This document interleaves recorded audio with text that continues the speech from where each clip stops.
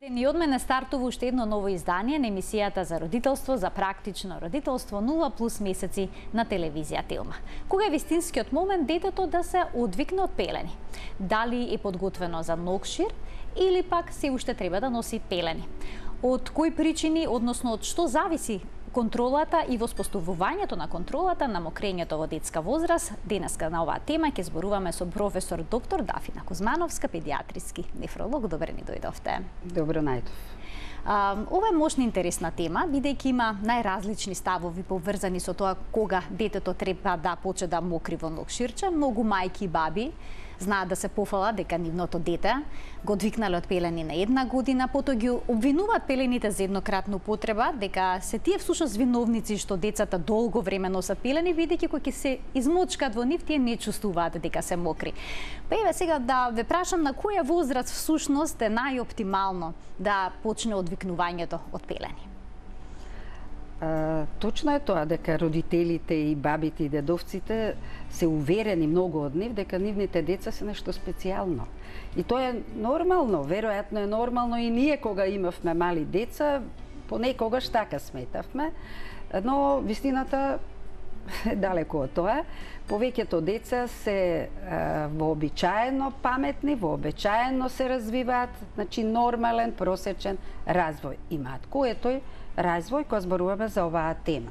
Значи бебето, сите знаеме, неконтролирано мокри, значи мокри во пелени, и тоа се одвива преку спинален рефлекс, значи во рбетниот мозок. Доаѓа до контракција од време на време, се наполнува мочниот меур, контракција на мочниот меур и релаксација на надворешниот сфинктер и мочниот меур се празни. Значи немаме волева контрола. Како што детето созрева постепено, се развива големиот мозок, значи кортикалните центри.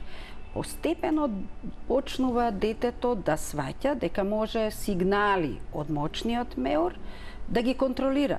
Значи, дека ќе може да самиот волево да предизвика контракција на мочниот меур или да ја прекине контракцијата, и токму тоа е она што се случува кога децата учат да контролираат мокрење. Значи, развој на одредени центри, многу е комплициран целиот процес, учествуваат центри во големиот мозок, во продолжениот мозок, во рбетниот мозок, во самиот мочен меур. Значи, целиот процес е многу комплициран, така да всушност постигнувањето на контрола е многу едно важно достигнување, развојно достигнување и социјално достигнување. На која возраст обично се случува тоа? На која возраст се случува? Па, многу малку деца пред втората година. Значи, занемарлив е тој број, негде под 25%. Најголемиот дел на деца почнуваат меѓу втора и трета година да ја развиваат контролата на овој дел. Значи, прво се воспоставува контрола на какањето, а потоа следи на мокрењето. Прво е дневната контрола, а потоа следи ноќната контрола. Тоа е вообичаениот ред. Значи, некаде помеѓу 2 и 3 години, но нема правило. Не се децата под индиго. Значи, меѓу втората и четвртата година, најголем дел од децата ќе воспостават контрола. Да речеме, на 3 години веќе 98% од децата имаат контрола на дневното мокрење, значи, ноќното не е таква ситуација, тука се уште 75-80% од децата веќе воспоставиле контрола, но 20-25% се уште немаат воспоставено контрола на ноќно, значи на мокрењето во пелени ноќе. Тоа се воспоставува кај еден дел деца, не кај сите, малце подоцна може, значи може на 4-та, 5-та, 6-та, 7-та, па некојаш малце и подоцна, и за разлика од дневното измокрување, ноќното измокрување е всушност и не е болест, тоа е дел од нормалниот развој и едно развојно успорување. Така, ќе зборувам и за ноќното мокрење во рамките на денешната емисија, само би сакала уште малку да се задржиме на оној дел за одвикнување од пелени. Дали некогаш родителите кога ги стават на сила децата на нокширче може да биде контрапродуктивно, бидејќи те почуваат од 9 до 10 месеци да ги учат да седат на нокшир? Може ли тоа да предизвика спротивен ефект? Да не сака детето да се измокри, па да ја задржува урината во себе и слично. Па секако дека може и тоа нема никаква логика децата да се ставаат на нокшир во времето кога тие не се припремени за тоа. Не се созреани, тие не може да го контролираат.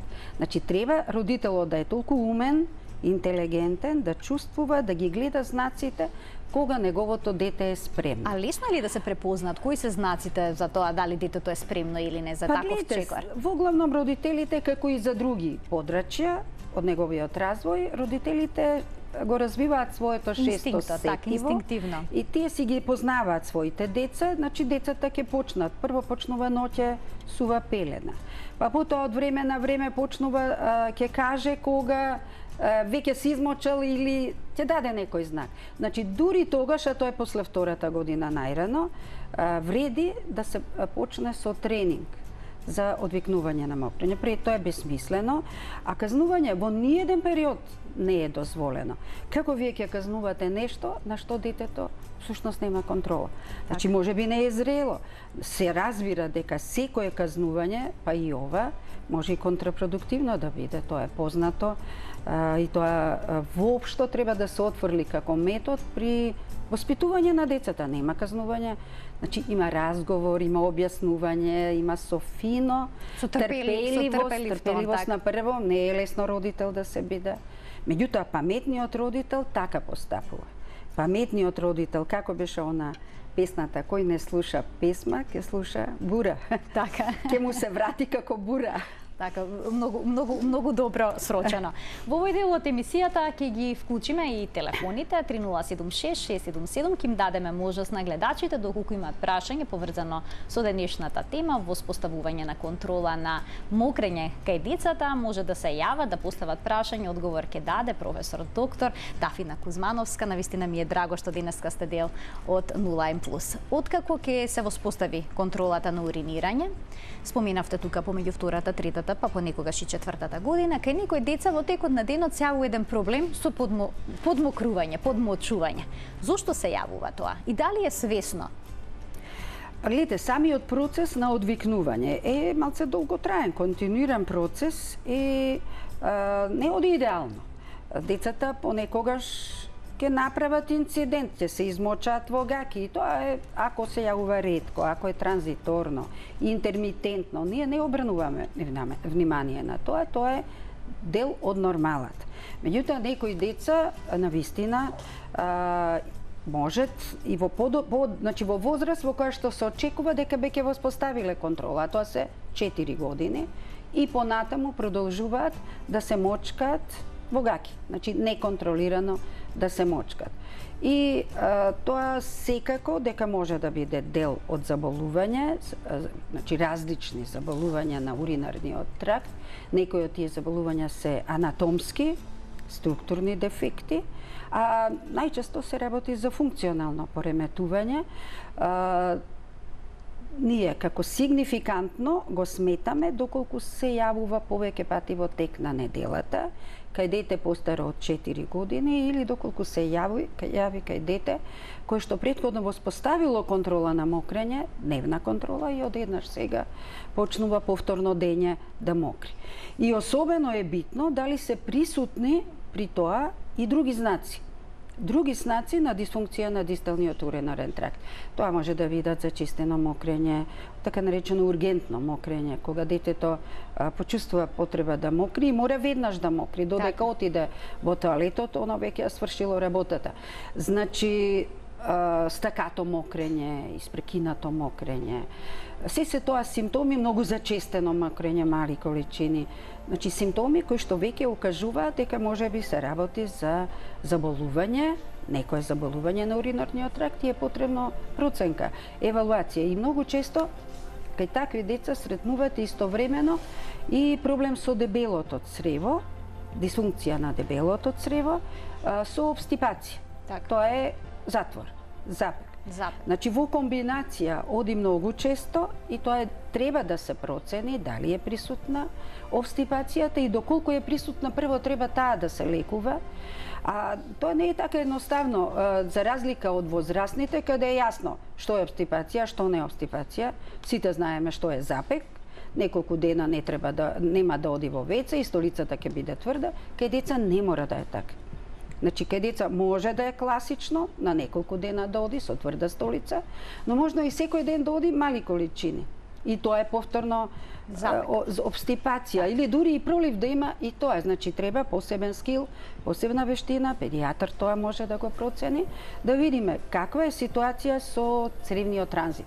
Значи, ако е присутно пореметување тука, прво се третира тоа, за да може да го истретираме ова другото, а тоа е функционално пореметување на мочниот меур, дисфункција, која што може да е присутна, секако од која сме исклучиле анатомски структурни причини, уринарни инфекции, некои анатомски аномалии, кои што можат исто така, тие се многу поретки.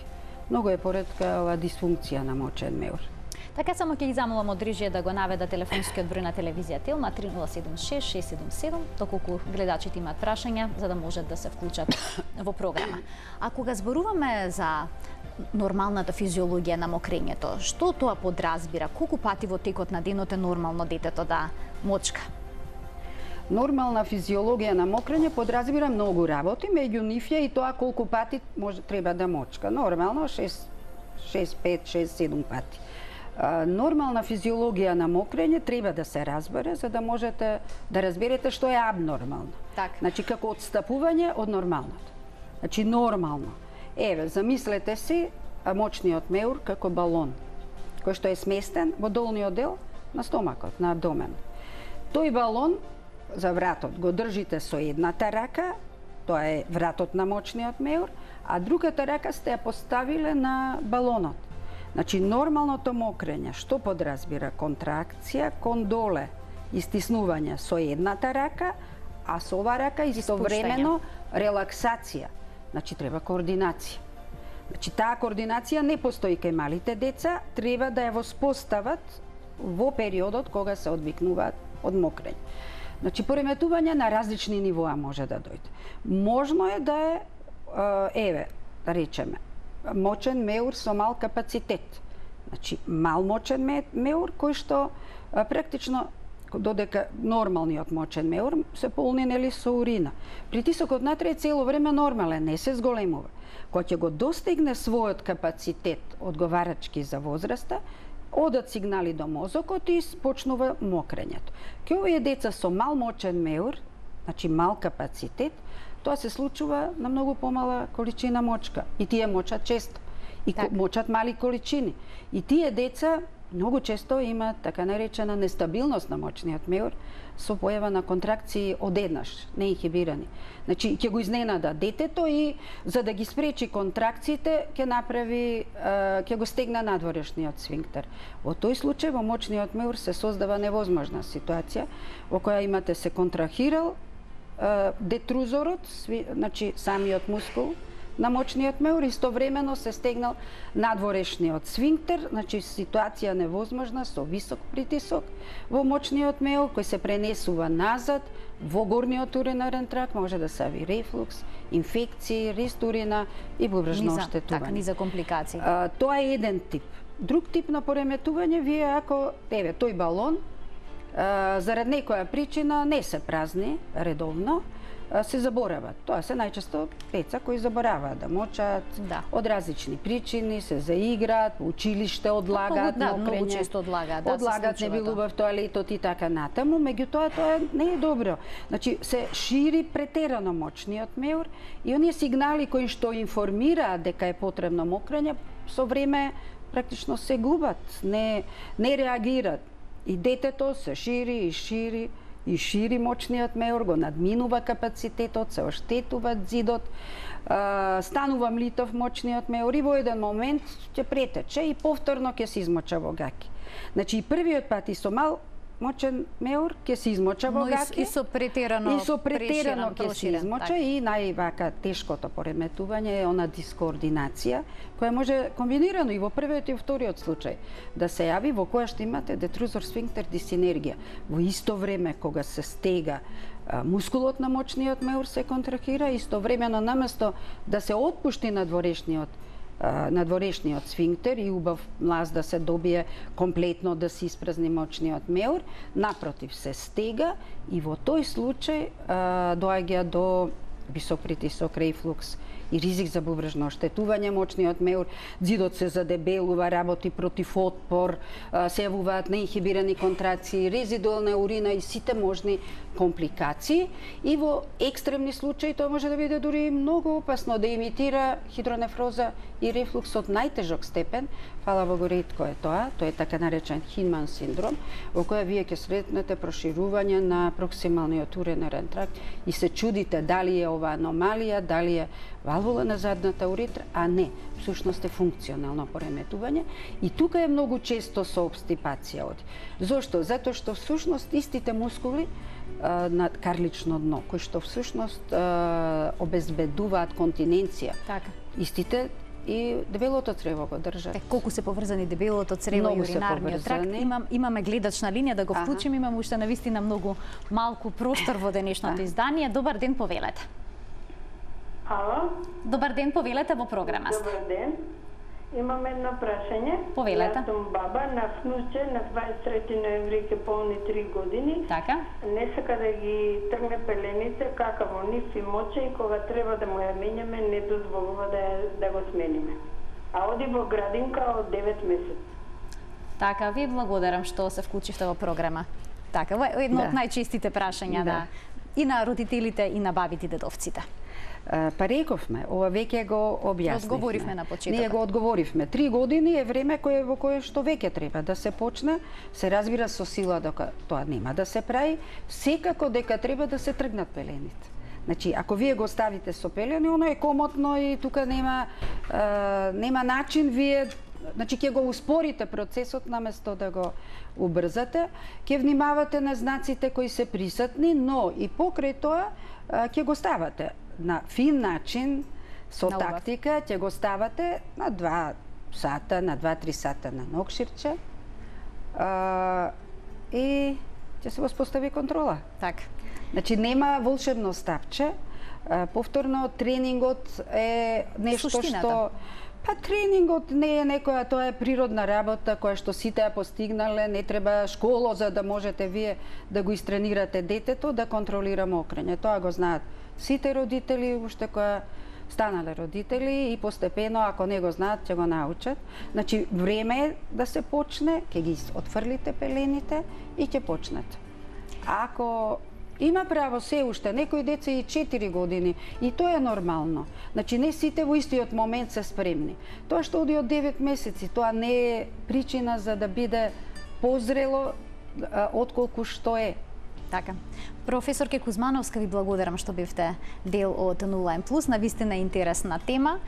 Вие ќе бидете повторно наша гостинка, кога ќе зборуваме повторно на една тема која што ќе го привлече нивното внимание. Се гледаме по текот на следната недела. Им благодарам и на гледачите што не следеа со внимание. Секако се гледаме секој работен ден во рамки на утринската на Телма. До гледање.